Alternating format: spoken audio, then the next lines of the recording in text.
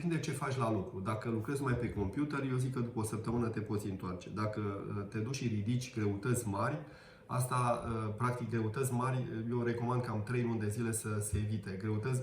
Greutate mare înseamnă și copilul de 1 an de zile. Eu cam contraindic, adică încerc să le lămuresc pe mămicile care au copii de 6 luni și care trebuie să-i mai iei în brațe pentru afecțiune. Am avut o situație odată, o doamnă care a venit după, cred că vreo 4 luni, că o proteză se lăsase mai jos, pe verticală, migrase pe verticală, era mai jos.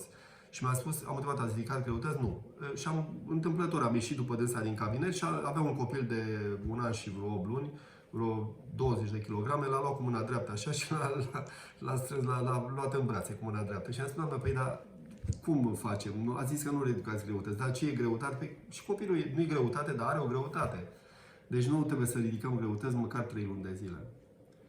În rest, dacă la serviciu trebuie obligatoriu să faceți asta, atunci ar trebui să vă luați un concediu mai prelungit. Dacă faceți numai chestii de, eu știu, computer și asta, puteți după o săptămână să mergeți la lucru.